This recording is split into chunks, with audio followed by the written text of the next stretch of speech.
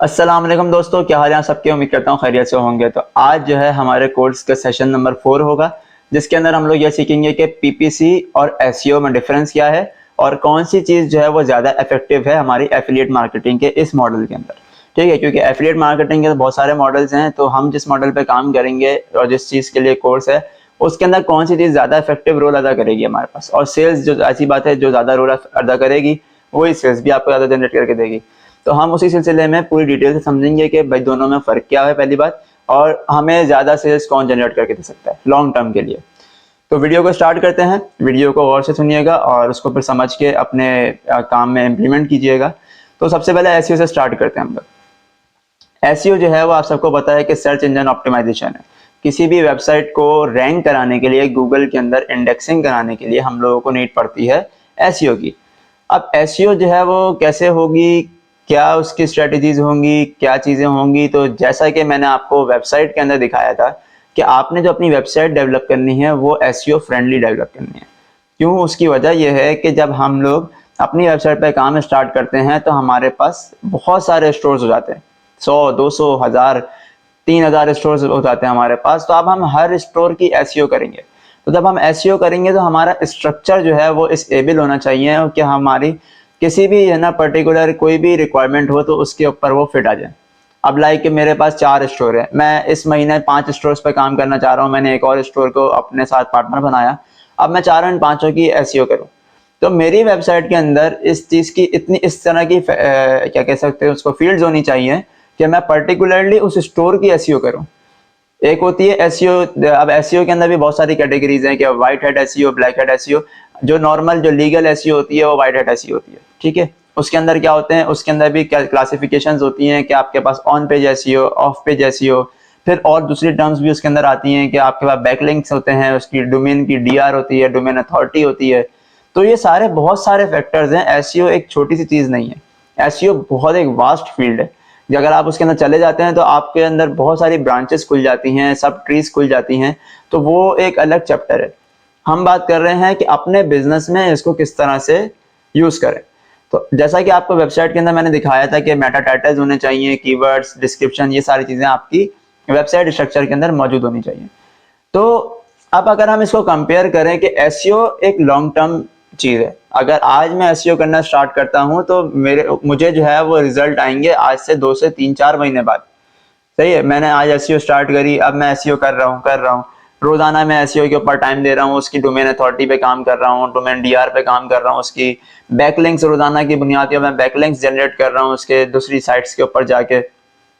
एक प्रोसेस है उसका। तो उसके जो रिजल्ट्स आते हैं वो रिजल्ट्स ऑर्गेनिक रिजल्ट्स होते हैं, जो कि आपके नेटवर्क्स आपको बहुत रिकमेंड करते हैं कि आप एसईओ करें और एसईओ करके ऑर्गेनिक ट्रैफिक जनरेट करें। अब लाइक मैं अगर इन्फ्लुएंसर हूं तो मेरे पास जो ट्रैफिक होगा वो ऑर्गेनिक ट्रैफिक होगा। मुझे पेड मार्केटिंग करके ट्रैफिक जनरेट करने की नीड नहीं है। ठीक है, तो पेड मार्केटिंग वाली जो आपके पास ट्रैफिक होती है उसको कहते हैं इनऑर्गेनिक ट्रैफिक। और जो आपके पास जो इन्फ्लुएंस के थ्रू आती है आपके या आपके एसईओ के थ्रू आती है वो होती है ऑर्गेनिक आपकी ऑडियंस। तो जो ऑर्गेनिक ऑडियंस का रिजल्ट होता है वो जो है नेटवर्क आपको रिकमेंड करता है कि ये करो, तो मैं आपको किसी किस्म का भी जो है ना आपके साथ मसला नहीं करूंगा। ठीक है, तो अब आप क्या करते हैं कि एसईओ करना स्टार्ट करते हैं, लेकिन एसईओ के जो रिजल्ट्स हैं वो आते हैं बहुत टाइम बाद। लेकिन हमें क्या करना है, हमें अर्निंग्स करनी है जितना जल्दी हो सके, हमें पैसा चाहिए जितना जल्दी हो सके ताकि हम उस एसईओ की टीम पे इन्वेस्ट कर सकें। क्योंकि अभी अगर हम एसईओ स्टार्ट करेंगे तो हमें 6 महीने बाद रिजल्ट आया फॉर सपोज, लेकिन उस हिसाब से सेल नहीं आ रही हमारी, तो हम एसईओ की टीम को अपनी जेब से अफोर्ड करना पड़ेगा हमें। तो उसका एक शॉर्टकट है वो इस बिजनेस मॉडल के अंदर, वो ये है कि आप पेड प्रमोशंस करें। ठीक है, अब पेड प्रमोशंस किस तरह से होती हैं? पीपीसी के थ्रू होती है, फेसबुक एड्स के थ्रू होती है, इंस्टा के एड्स के थ्रू होती है, यूट्यूब एड्स के थ्रू होती है।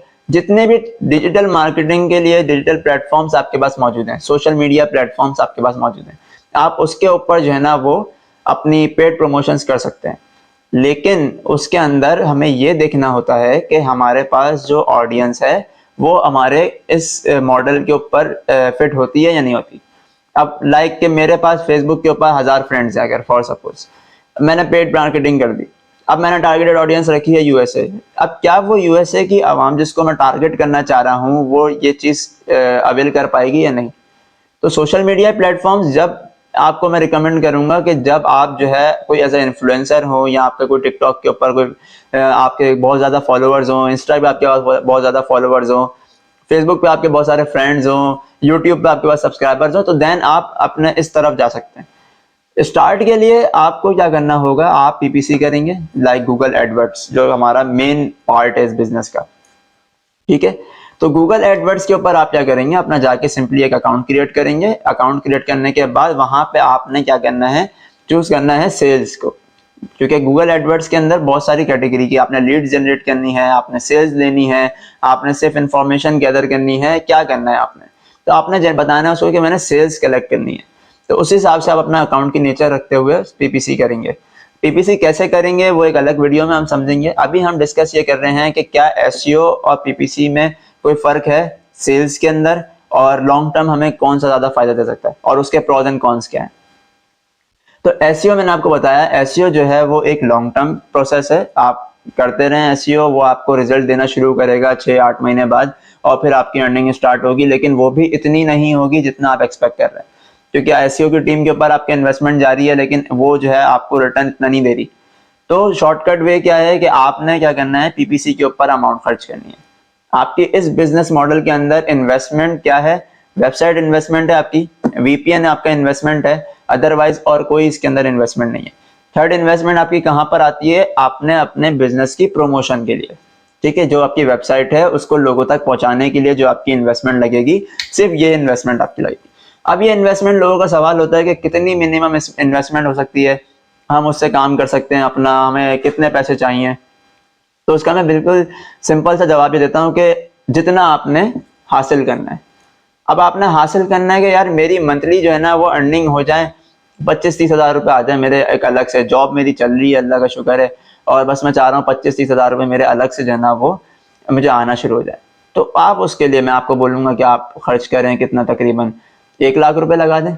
1 लाख रुपए अगर आप इन्वेस्ट कर रहे हैं और हर महीने, तो 1 लाख रुपए हर महीने लगाने पे आपको 25-30 हज़ार रुपए का प्रॉफिट हो रहा है। सिंपल सा काम है, आपका जो ना मनी स्ट्रीम बन गई आपकी।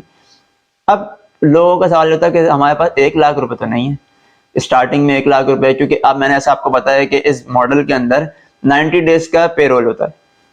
90 डेज बाद आपको फर्स्ट पेमेंट निकलेगी। ठीक है, क्योंकि अब आपकी जो रोलिंग बनेगी वो 90 डेज की बनेगी, नेटवर्क का रूल है।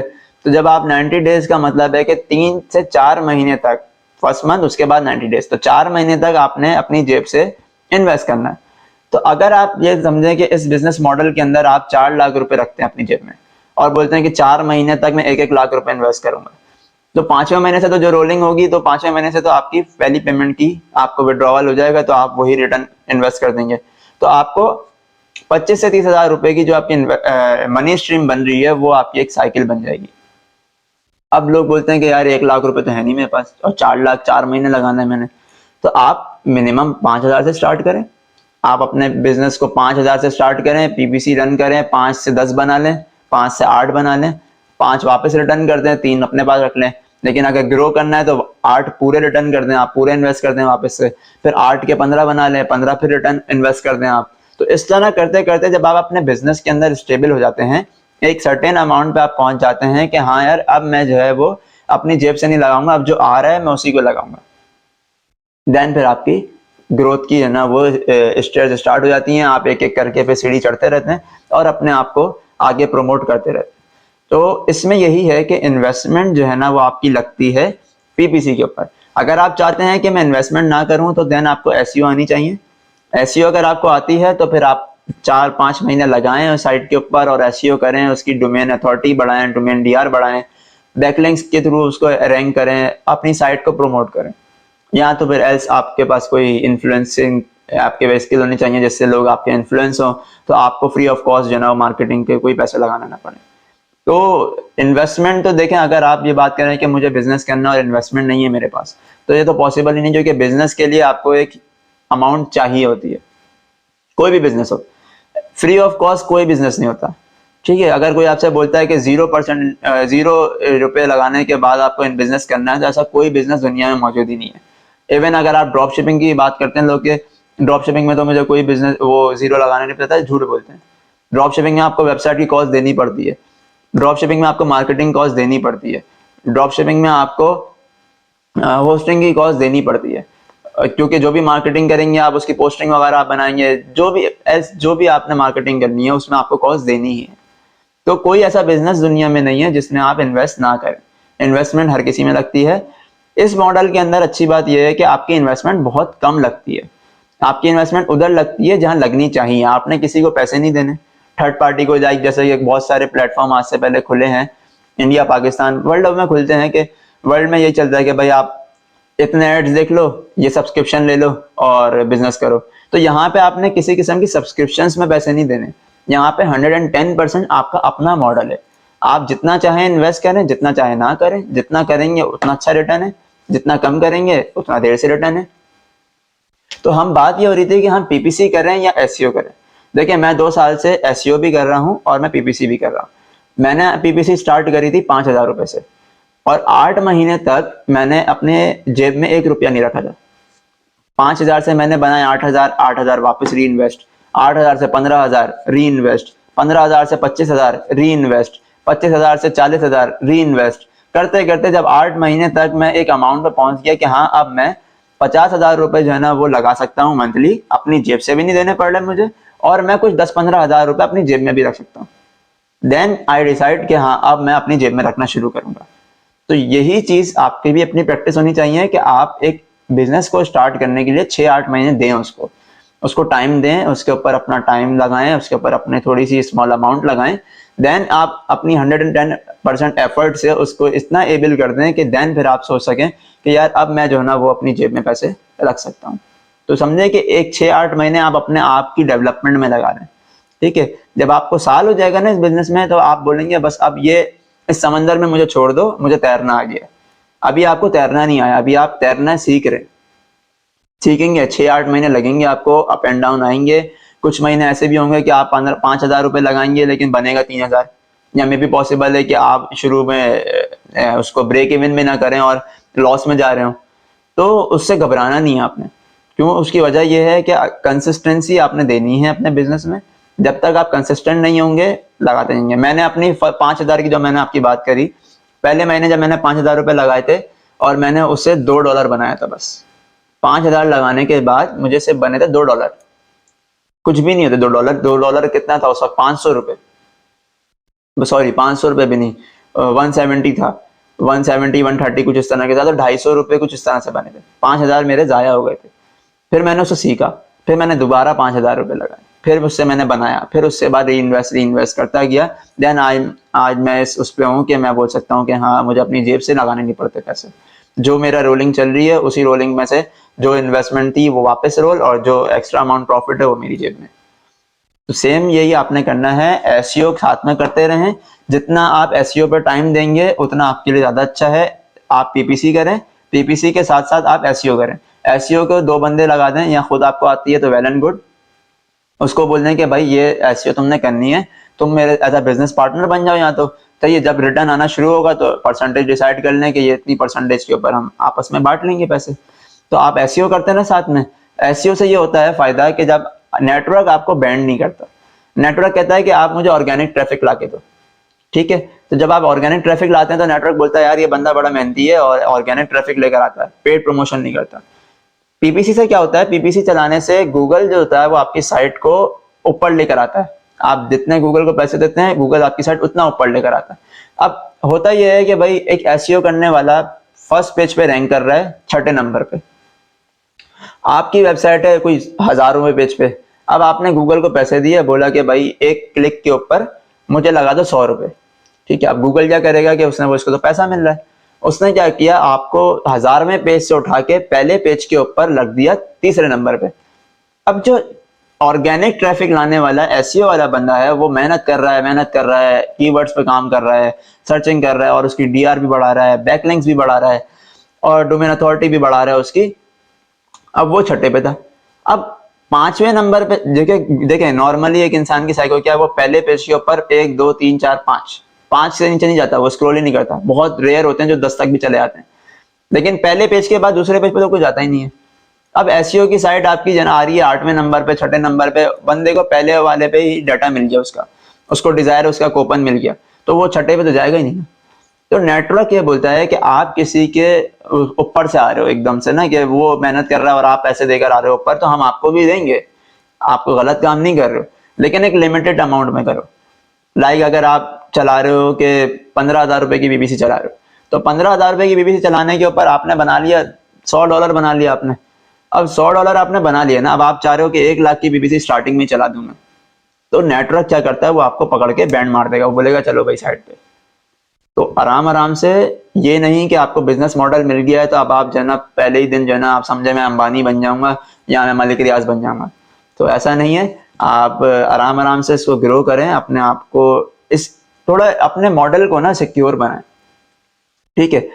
मैंने भी शुरू में बहुत डस्ट खाए हैं इस तरह के, कि मैंने भी जब जाहिर सी बात है जब पैसा आ रहा होता है ना, दिख रहा होता है हाँ यार इसमें पैसा बन रहा है, तो आप क्या करते हो, बोलते हो हाँ दोबारा लगा दो, दोबारा लगा दो, इतना लगा दो, बढ़ा दो, अमाउंट बढ़ा दो, इन्वेस्टमेंट बढ़ा दो। तो उसमें मैंने भी बहुत नुकसान किया अपना, कि मुझे नेटवर्क ने उठा के बंद कर दिया कि भाई ये कुछ ज्यादा ही ऊपर से आ रहा है, इसको हटा दो। तो जो आपके पैसे आपने कमाए हैं वो भी चले जाते हैं, क्योंकि विड्रॉवल 3 महीने बाद है। अब आज मैं अगर फॉर सपोज अगर मैं अभी 1 अगस्त से मैं एक इन्वेस्टमेंट डालता हूँ, मैंने काम किया कर लिया, दूसरे महीने काम किया कर दिया, अब मेरे पास टोटल बन गया $600 बन गया। $300 मैंने एक महीने में कमा लिया, $300 मैंने एक महीने में कमा लिया। अब तीसरे महीने मैंने फिर से तुम्हारा $300 कमा लिया, तो $900 हो गया मेरे पास। अब चौथे महीने गलती से मैंने क्या कर दिया कि थोड़ी इन्वेस्टमेंट ज्यादा बढ़ा के ज्यादा कमाने की लालच के अंदर किया, तो उसने क्या किया, मेरा बंद कर दिया। अब 3 महीने की जो मेरी मेहनत थी ना, जो मेरा अमाउंट थी $900, वो मेरी जाया हो गई। क्यों? जरा सी लालच की वजह से। तो इसीलिए कहते हैं कि लालच जो है ना वो नहीं करनी चाहिए, आप आराम आराम से जाएं। सक्सेस में आपको मिलेगी, लेकिन एक टाइम सर्टेन पीरियड में आने के बाद। आप लाख रुपए की बीबीसी भी चलाएंगे, आप 2 लाख की भी चलाएंगे, आप 5 लाख की भी चलाएंगे, लेकिन एक टाइम पीरियड के बाद जितना नेटवर्क पुराना होगा उतना आपको फायदा होगा। पुराने नेटवर्क के ऊपर वो ज्यादा नहीं करता है कि भाई आप इतना क्यों चला रहे हो, बोलता है मेरा बंदा पुराना है, मुझे भी फायदा देता है, सेल्स ला के देता है, तो आपको इशू नहीं करता वो। लेकिन नया जब नेटवर्क होता है ना, नया नया आपका काम शुरू होता है, तो वो नोट करता है कि यार ये बंदा भी नया है, इसके बाद इतनी ट्रैफिक कहाँ से आ रही है, तो वो भी ये करता है कि आप पीपीसी चला रहे हो, पेड प्रमोशंस कर रहे हो, ये नहीं करो, आप एसईओ करो। तो उम्मीद करता हूँ कि आपको डिफरेंस जो है ना वो समझ आ गया होगा कि एसईओ क्या रोल अदा कर रही है और पीपीसी क्या रोल अदा कर रही है। जल्दी पैसे कमाने हैं ताकि एसईओ की तरफ शिफ्ट हो सके, उसके लिए आपको रिकमेंडेशन यही है कि आप पीपीसी करें, लेकिन पीपीसी एक अच्छे बंदे के साथ जो कि पीपीसी जानता हो, कीवर्ड्स के बारे में उसको नॉलेज हो, और वो एक प्रॉपर एक उसको समझे पीपीसी को, क्योंकि पीपीसी एक बहुत बड़ी साइंस है। जिसको पीपीसी आ जाती है उसको सब कुछ आ जाता है गूगल मार्केट के अंदर। तो पीपीसी के अंदर आपने पैसा सोच समझ के इन्वेस्ट करना है, साथ में आपने एसईओ भी करनी है। एसईओ लॉन्ग टर्म आपको लेके जाएगा, जब आप एक अच्छी अमाउंट पे पहुंच जाएंगे तब आप अच्छी एसईओ की टीम भी हायर कर सकते हैं। देन फिर आप उसको एसईओ की तरफ शिफ्ट करें और ऑर्गेनिकली ट्रैफिक जनरेट करके ऑर्गेनिक अमाउंट बनाएं, ताकि आपको इन्वेस्टमेंट ना करनी पड़े, आपकी इन्वेस्टमेंट एक टीम पे लग रही हो, आपका अपना एक ऑफिस हो, वहां पे आपके अपने एम्प्लॉयज हो, उन पे आपका पैसा लग रहा हो। तो ये एक सारा सिनेरियो है कि हम क्या यूज करें और क्या नहीं यूज करें। तो ये था आज का सेशन, उम्मीद करता हूँ आपको समझ आ गया होगा, और बस यही है कि आप इसको आहिस्ता आहिस्ता प्रैक्टिस भी करें साथ में, और उसके बाद फिर इसको इम्प्लीमेंट करें, तो देन आपको सक्सेसफुल 110% आप सक्सेसफुल होंगे। और बाकी जो है ना जो आगे की वीडियोस है वो आपको इंशाल्लाह मिलती रहेंगी। मिलते हैं फिर अगले सेशन के अंदर। अल्लाह हाफिज़।